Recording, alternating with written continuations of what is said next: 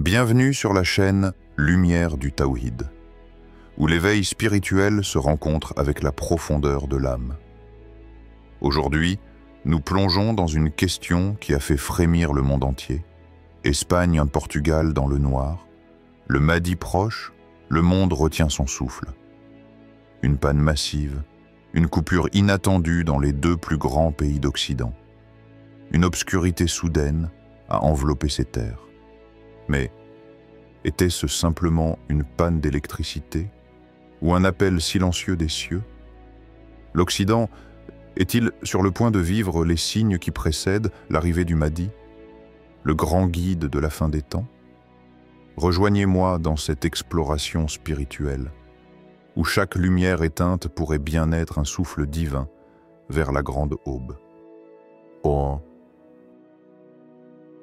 L'obscurité qui tombe sur l'Occident.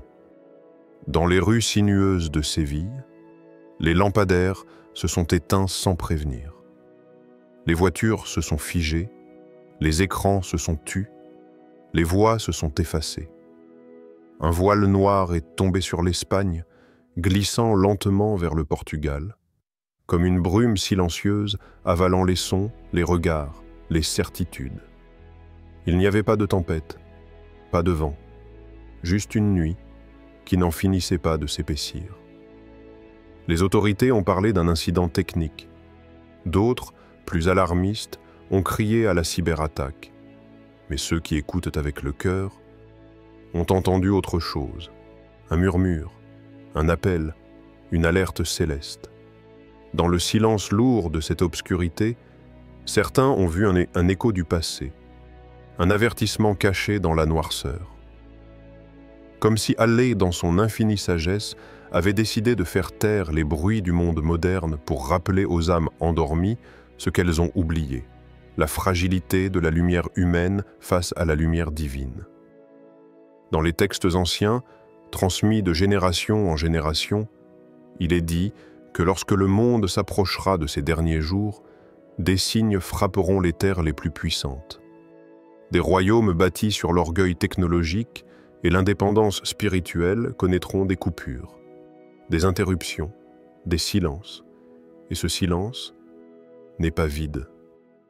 C'est dans ce genre de nuit que l'âme entend ce qu'elle n'entendait plus. C'est dans ce genre d'effondrement soudain que les yeux intérieurs se rouvrent. Une histoire oubliée, non loin de Grenade, dans une petite mosquée nichée entre deux collines d'oliviers, un vieil homme récitait le dhikr à la lueur d'une bougie. Ses disciples, jeunes et inquiets, l'entouraient, troublés par la perte d'électricité, les téléphones sans signal, les routes devenues sombres. Mais l'homme, lui, était serein. Il souriait, il dit « Cette obscurité est plus claire que vos écrans. » Quand l'Occident tremble dans le silence, c'est que l'Orient s'éveille. Et dans chaque nuit, il y a une aube qui attend son heure. Ne vous accrochez pas à ce qui s'éteint. Accrochez-vous à celui qui éclaire. Ces paroles résonnaient comme des versets perdus dans le vent. Question pour ton âme. Et toi, lorsque le monde entier perd ses repères, lorsque la lumière extérieure disparaît, ta lumière intérieure, elle, reste-t-elle allumée?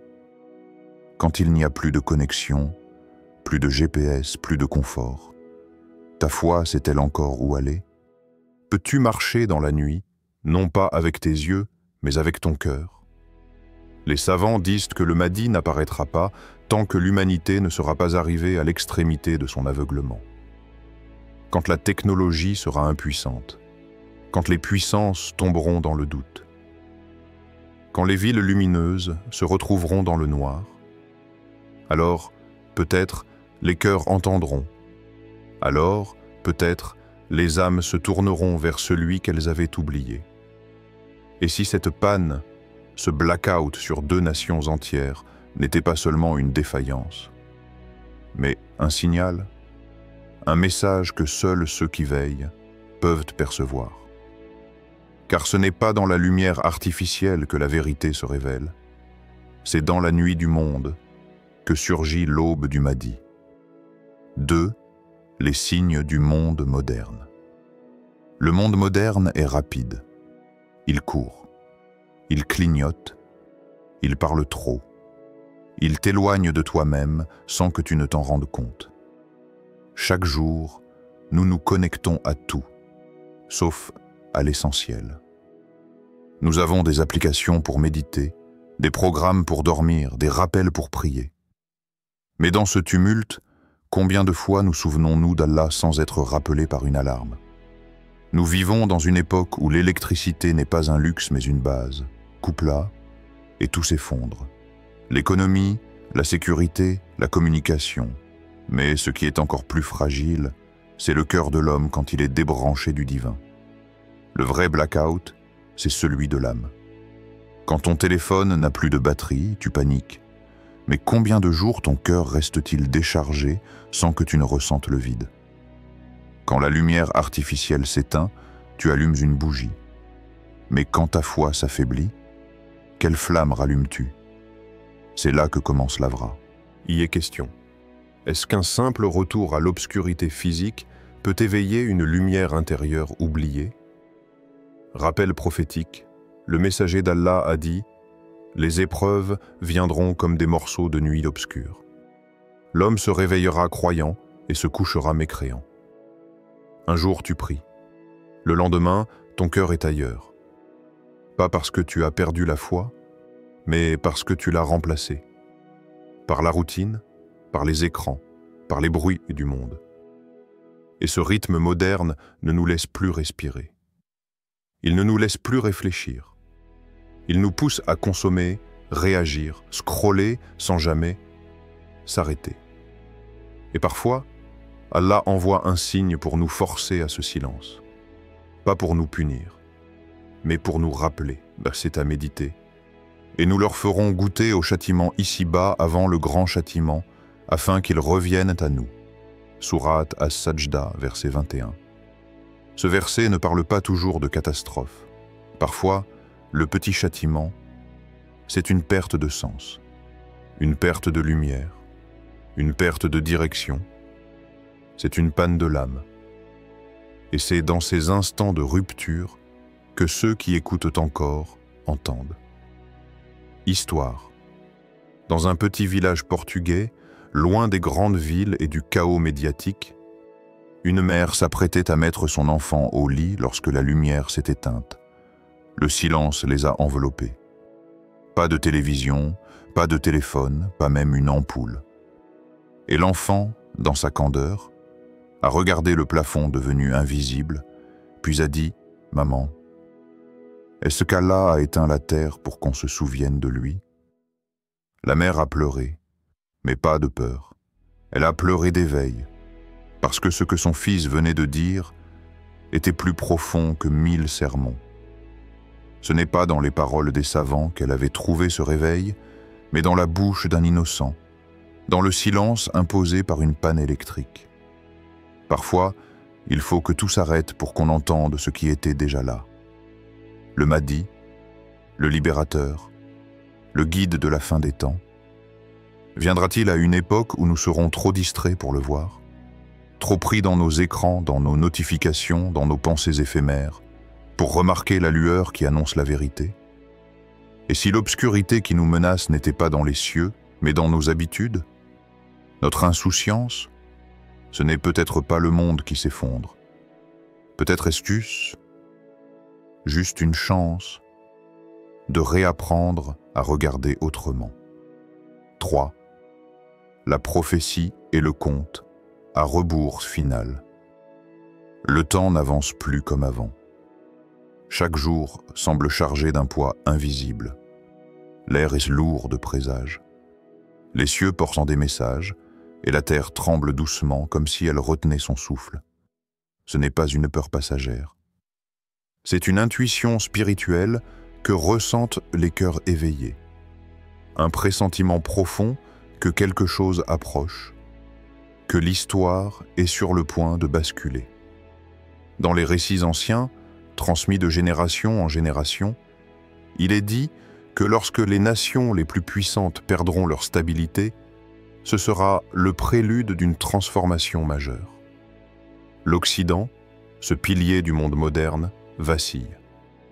Pas seulement par les guerres ou les crises économiques, mais dans son âme collective, dans ses valeurs, dans ses repères, dans sa vision du monde.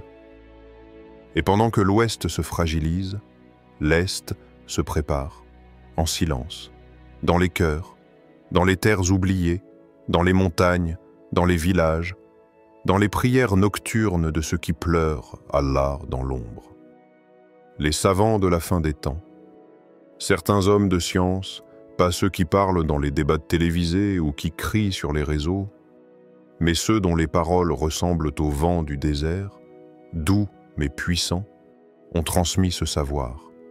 Quand l'Ouest oubliera son humanité au nom du progrès, et que l'Est, dans sa douleur, retrouvera le sens du sacré, alors le Mahdi ne sera plus une attente, mais une réponse. Il ne sera pas un roi, ni un héros de film. Il sera la rectification, le rappel que le pouvoir appartient à celui qui n'est jamais absent. Verset solennel. Ils complotent et Allah complote. Et Allah est le meilleur des comploteurs.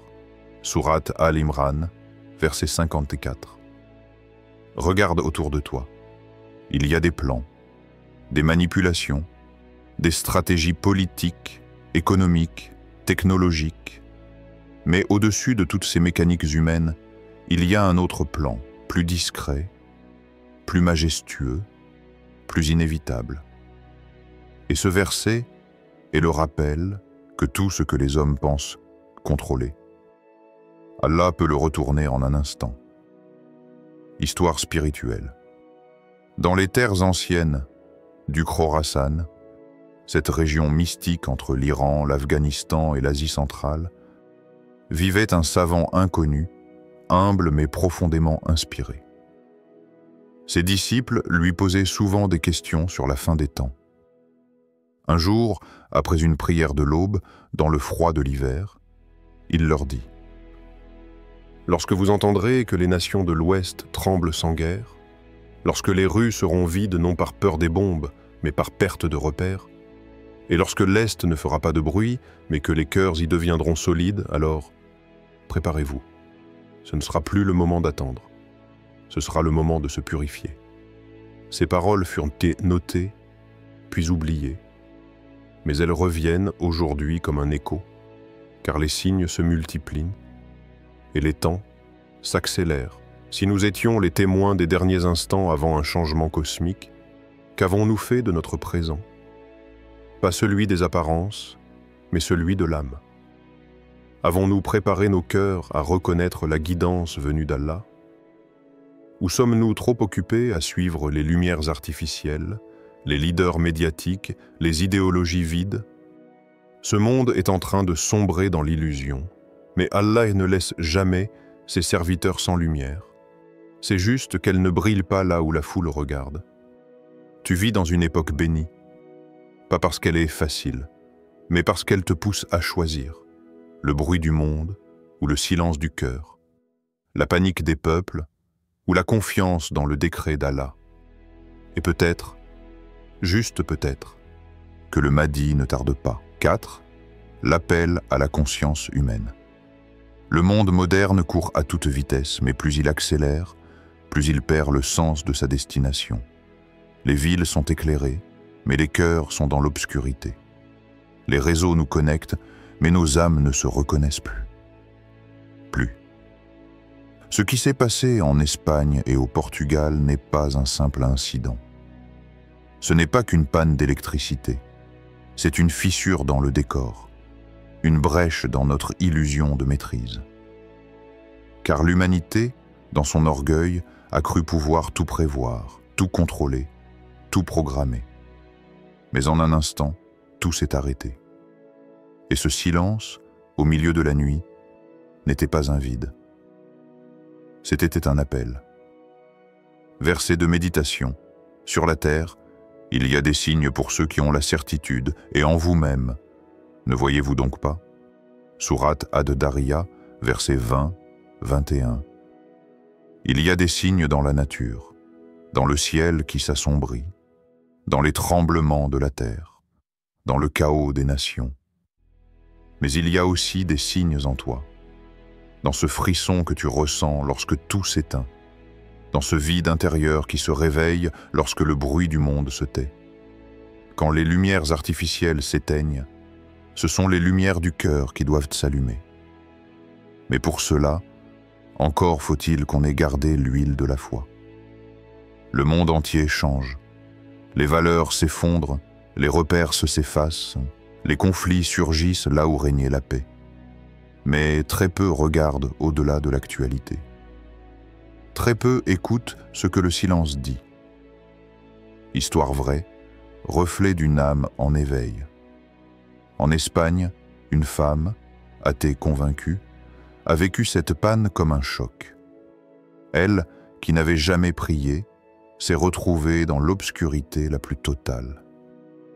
Et quelque chose s'est brisé en elle. Ou peut-être, quelque chose s'est révélé. Elle raconte « J'ai crié dans mon cœur, pas avec ma bouche. J'ai dit « Ô Dieu, si tu existes, montre-moi une lumière dans cette nuit. » Et je ne sais pas pourquoi, mais j'ai pleuré. Ce n'est pas un miracle spectaculaire. C'est un miracle discret, intime, intérieur. Un point de bascule. Elle n'a pas vu de lumière extérieure, mais son âme s'est éclairée. Depuis ce jour, elle étudie l'islam, non pas par peur, mais parce qu'elle a senti que ce chaos extérieur avait touché un ordre intérieur oublié. Réflexion pour l'âme. Il y a des tremblements dans nos vies qui ne visent pas à nous faire tomber, mais à nous réveiller. Allah envoie parfois ces signes dans le chaos, non pas pour punir, mais pour réorienter. La question n'est pas « pourquoi cela arrive-t-il ?», mais plutôt « que dois-je voir à travers cela ?» Es-tu encore capable de reconnaître un signe quand il se présente? Ou es-tu devenu insensible, aveuglé par l'habitude, par la distraction, par la course quotidienne? Et si ce qui se passe dans le monde n'était pas un hasard, mais un miroir tendu à ton âme? Un rappel que ta paix intérieure ne dépend pas de la stabilité du monde extérieur, mais de ton lien avec celui qui ne change jamais. La conscience humaine dort, mais chaque événement mondial est comme un coup sur la porte du cœur. Toi qui écoutes ces mots, ne laisse pas passer ce moment comme un simple discours. Reviens à l'intérieur, car c'est là que tout commence. Et peut-être que le véritable blackout que nous devons craindre n'est pas celui de l'électricité, mais celui de notre foi. 5. Le souffle avant la tempête. Es-tu prêt? Le monde retient son souffle, comme une mer calme avant la tempête, comme un ciel silencieux avant l'éclair. Quelque chose se prépare, quelque chose approche. Ce n'est peut-être pas encore la fin, mais c'est sans doute la fin d'un sommeil, l'annonce invisible d'un éveil, d'un retour, d'un bouleversement. Et dans ce calme étrange, Allah parle. Il ne parle pas par les mots, il parle par les signes, par les événements, par les silences et par les souffles du monde. Verset, la lumière est venue de votre Seigneur. Quiconque voit clair, c'est pour lui-même, et quiconque est aveugle, c'est contre lui. Sourate Al-An'am, verset 104. La lumière est là, elle n'est pas absente. C'est juste que les cœurs doivent s'ouvrir pour la voir. Ce blackout, cette coupure d'énergie n'est peut-être pas une simple panne. C'est peut-être une pause sacrée, un instant suspendu, offert par Allah pour que l'humanité reprenne conscience. Histoire émouvante. Dans un camp de réfugiés au Maroc, un enfant aux pieds nus, en entendant ce qui s'est passé en Europe, a simplement dit « Si même les grandes nations ont peur, alors moi, je vais m'accrocher à Allah. » Il n'avait ni toit, ni pain, mais il avait une certitude, une foi sans bruit, une lumière dans l'obscurité du monde. Et parfois, ce sont ceux qui ont le moins, qui sont les plus prêts pour l'éveil. La tempête approche, mais ce n'est pas une tempête de pluie, c'est une tempête de sens, une tempête d'éveil, une secousse spirituelle qui va faire tomber les masques et révéler les visages de la sincérité. Et au milieu de cette tempête, un homme se lèvera, un guide, un signe, une miséricorde. Le Mahdi, non pas une légende, mais une réalité promise, qui viendra à un moment où le monde semblera à bout de souffle. Mais alors, es-tu prêt? Appelle à l'éveil. Ce n'est pas la peur qui doit te réveiller, c'est l'amour d'Allah. Ce n'est pas l'Apocalypse qui doit te changer, c'est le désir d'être proche de lui, avant que les événements ne te forcent à y penser. Ce moment, ici et maintenant, est un souffle de miséricorde. Un battement d'ailes invisibles qui dit doucement à ton âme « Reviens, prie, éveille-toi ». Élan vers la prière. Et si tu t'arrêtais, maintenant, juste une minute, et tu fermais les yeux, tu respires lentement, tu poses ta main sur ton cœur, et tu dis, dans un murmure sincère, « Ô Allah, éclaire mon cœur, prépare-moi pour ce qui vient, et fais de moi un veilleur dans la nuit, un cœur vivant dans le silence du monde. Car la vraie préparation n'est pas dans les provisions, elle est dans l'âme prête à accueillir la lumière. » Dernière question pour ton âme. Quand tout s'éteindra, ta foi brillera-t-elle encore? Quand le Mahdi apparaîtra, dans quel état ton cœur se trouvera-t-il?